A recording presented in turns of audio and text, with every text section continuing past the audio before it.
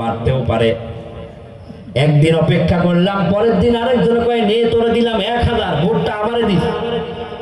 একদিন পরে 1000 আমি নিলাম না, চিন্তা করলাম হয়তো আগামী তার পরের দিন নির্বাচন আরো বাড়তে পারে। তো এই 2 দিন অপেক্ষা করার পরে তৃতীয় দিন যেদিন নির্বাচন হবে তার রাতের ভিতরে একজন আয়সা কয়ে নিয়ে তোরে দিলাম 5000 টাকা, আমারে ভোটটা দিস। তো হুজুর আমি 5000 টাকা নিলাম। এইরকম করে যত প্রার্থী আছে সবার থেকে টাকা নিলাম, কিন্তু ভোট আমি একজনকেও দেই নাই।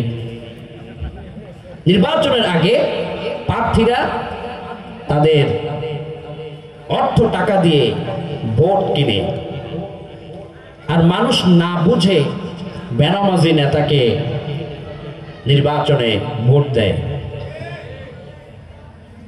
বেনামাজি নেতাকে নির্বাচনে ভোট দিয়ে, যেহেতু প্রসঙ্গ এসছে একটু বলছি, আপনার ভোটে নির্বাচিত এমপি হয়ে যদি কেউ চুরি করে ডাকাতি করে, পূর্ণ চুরি ডাকাতির সব অন্যায়ের ছাপ আপনার আমলনামায় চলে যাবে। আর আপনার ভোট দেওয়া এমপি যদি পার্লামেন্টে গিয়ে আল্লাহর কোরআনের কথা বলে, তো সেই কোরআনের প্রত্যেকটা অক্ষরের সওয়াব আপনার আমলনামায় চলে যাবে। এবার আপনাকে বুঝতে হবে আপনি কাকে ভোট দিবেন, চোরকে, ডাকাতকে, চাঁদাবাজকে, নাকি আল্লাহর জমিনে যারা কোরআন প্রতিষ্ঠা করতে চায় তাদেরকে। আগামীর পার্লামেন্টে যেন আল্লাহর কোরআন পৌঁছে যায়, সেজন্য কোরআন ওয়ালাদেরকে আমাদের গণভোট দিয়ে কোরআনকে সাপোর্ট করতে হবে। কোন ঠিক কিনা? কোরআনের পক্ষে কারা কারা লড়াই করবে তো হাত তুলে আল্লাহকে দেখায়। আল্লাহু আকবার।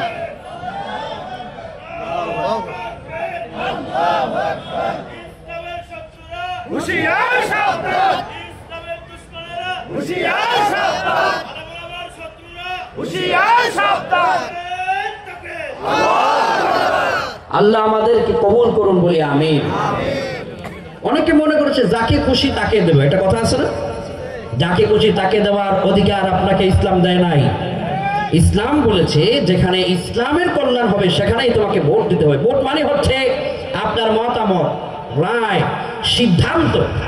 তা আপনি বললেন মিয়াসুর সাহেব আপনি অনেক চুরি করছেন, বেগমপাড়ায় জমা করছেন, আগামীতে আপনাকে আরো একটু চুরি করার সুযোগ দিলাম। তো ওই সুর সাহেব যদি পার্লামেন্টে বসার পরে চুরি করে বেগমপাড়ায় টাকা পয়সা জমা করে, ওই সুর সাহেবের যত জমা করা অর্থ টাকা পয়সা যা হয়েছে, যত অন্যায় জুলুম অত্যাচার করেছে, সব ভাগ আপনার আমলনামায় যাবে। এবার এটা চিন্তা করে আগামীতে আপনি নির্বাচনে কাকে নির্বাচন করবেন আপনাকে সিদ্ধান্ত নিতে হবে। এজন্য আল্লাহ বলছেন নির্বাচনে কাকে ভোট দিবে, আল্লাহ কোরআনে কয় তাআওয়ানু আলাল বিররি ওয়াত তাকওয়া ওয়ালা তাআওয়ানু আলাল ইসমি ওয়াল উদওয়ান। ভালো কাজে, দ্বীনের কাজে তোমরা রায় দাও, সমর্থন দাও। আর যাকে দেখেছ অন্যায় করে, জুলুম করে, চাঁদাবাজ, এই চাঁদাবাজ থেকে, সমর্থন থেকে তোমার মুখটাকে ফিরিয়ে নাও। নির্দেশ কার?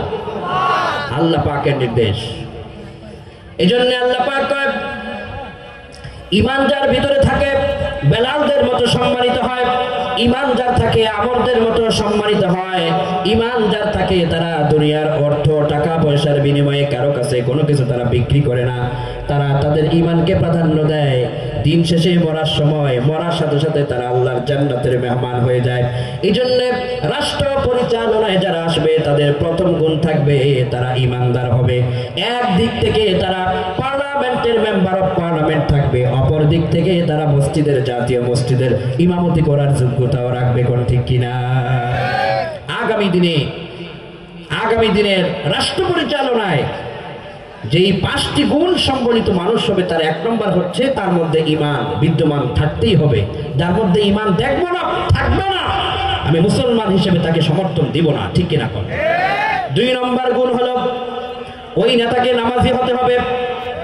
আমাদের সমাজে এমনও নেতা আছে কয় অমুক নেতার চরিত্র ফুলের মতো পবিত্র, হিসাব করে দেখে নামাজ পড়ে না 1 ওয়াক্ত। বেনামাজি নেতাকে সাপোর্ট করা যাবে না, বেনামাজি নেতার পিছনে ঘোরা যাবে না।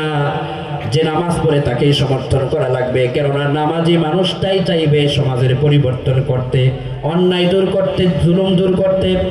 আল্লাহ পাক এজন্যই বলেন আল্লাযীনা ইম্মাক্কান্নাহুম ফিল আরদি আকামুস সালাহ ওয়া আতাবুজ যাকাতা ওয়া আমারু বিল মা'রুফি ওয়া নাহাউ আনিল মুনকার। রাষ্ট্র ক্ষমতায় যারা আসবে, নামাজ তারা প্রতিষ্ঠা করবে, তারা সৎ কাজের আন্দোলনে শামিল হয়ে যাবে। স্বাধীনতার পর থেকে এই পর্যন্ত বাংলাদেশে নামাজের ওয়াজ তো কোনো কম হয় নাই। আজ পর্যন্ত বাংলাদেশে নামাজ চূড়ান্তভাবে কি কায়েম হয়ে গেছে নাকি? যদি রাষ্ট্র সরকার ঘোষণা দেয় আগামী দিন এদেশের সকল আকল বালেগ নারী পুরুষদের প্রতি আদেশ জারি হয়ে গেল, নামাজ না পড়লেই পুলিশ হ্যান্ডকাপ পরাইয়া তাদেরকে ডান্ডা বেড়ি পরাইয়া এরপরে জম্মের দশা তাদেরকে দেখাবে, এমন আইন যদি করা হয় অন্তত পুলিশের পিটানি থেকে বাঁচার জন্য নামাজ মানুষ পড়বে।